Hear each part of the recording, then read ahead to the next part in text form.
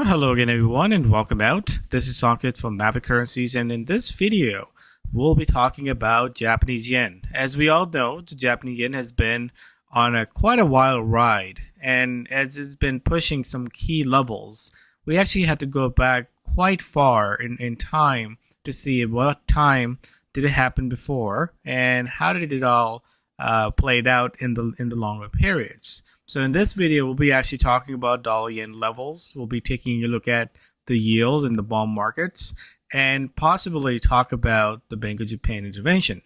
Again, history repeats for itself. So it's always important to take a look back and see how did we all kind of turned out this whole price action. So let's actually talk about dollar yen first. So the dollar yen actually is now at the highest level that we have seen since 1998. Again, that's a key level, and I personally started trading back in 08 with with Maverick Currencies. Anybody that's trading for the last few years, I mean, you're looking at levels that you haven't seen in the span of your trading experience, and that actually creates again unique opportunity, but it also makes it a bit of a unknown as how this price action will play out, and then as we see these levels pretty stretched far out, how to tackle that environment, how to trade that environment, and what can we learn from the past. That makes really a big difference. So what we need to do is we need to go back in 2008 crisis. Again, that's when the yen actually was really active. But again, talk about 1998. That's when we actually were around these levels. But as you can see, this is a long-term chart, so we can actually go down to a daily or even a weekly chart, and just to go back in time, so you can actually see, okay, how did this price action turn out? So 1998, as you can see, the chart looks very similar. The yen was depreciating very fast, and as you can see, the yen actually is, again, similar situation. Yen pushing levels against the dollar that weren't seen for the longest time. Again, I think that at this point we were seeing levels that we hadn't seen before. So the leading up to it, we pushed a lot of boundaries, a lot of levels that you would look at and say, well, I think this is the end of it, and it just continued pushing higher. So why this is happening, and again, we have talked about this in our previous video, that there's a big policy divergence that's taking place that's causing this shift. The Bank of Japan is very bearish or very dovish, which is again driving the currency lower. And as you can see right now, all the other major central banks are in a rate hike cycle. And as you get this policy divergence, this is where the biggest moves like that happen. So the only situation here that would turn things around is if there is a possible intervention. Again, we'll be talking about it later on in this video. But taking a look at these levels in 1998, this actually ended with the Bank of Japan intervention. So can we get this intervention again? I think what we need to kind of look for is a key level in dollar yen pairing that would lead us to believe that there might be an intervention coming soon. Remember, in this appreciating, and the pace of this appreciation has a longer impacts for the Japanese economy itself. And again, as they are buying the commodities and everything is priced in the dollar, again, their yen has lost so much value, which again would put pressure on some aspects of the economy. So again, it's not a good sign. You want price stability.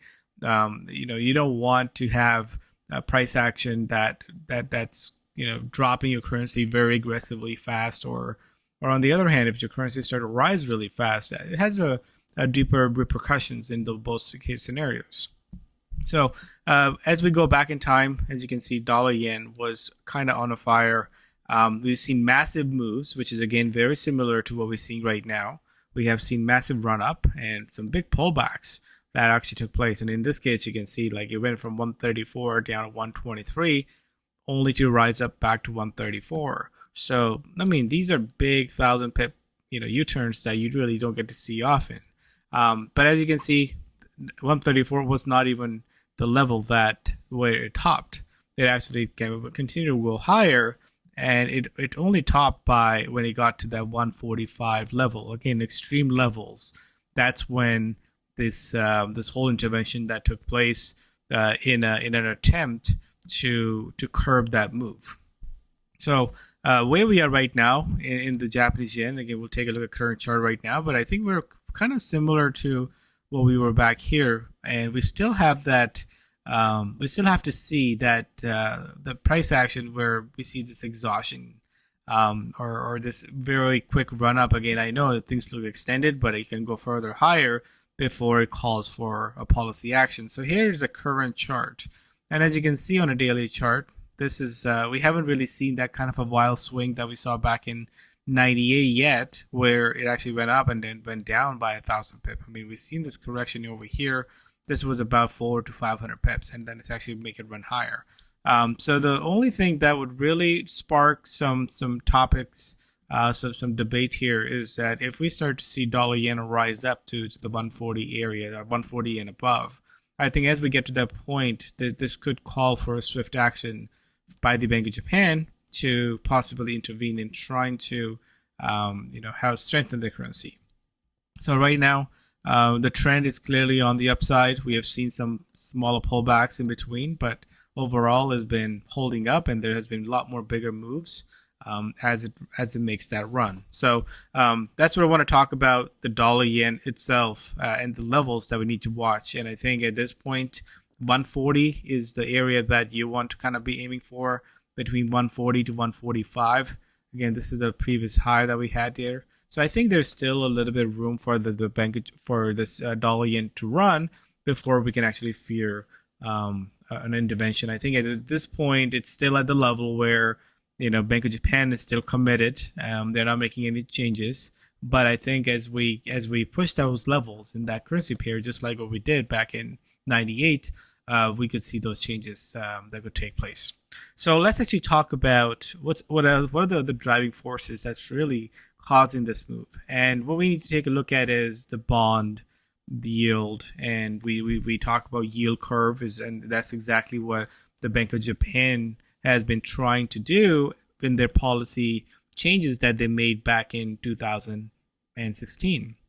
So just to kind of give you a glimpse of what we saw back in 2016 when they made that last policy change, it was quite similar. I mean, we saw a pretty aggressive depreciation in the yen, and this is the price action that you can kind of refer to.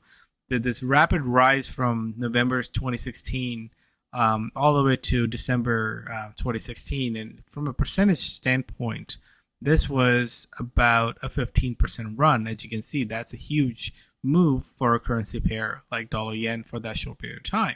So that's what really caused that move. So let's actually take a look at the 10-year yields.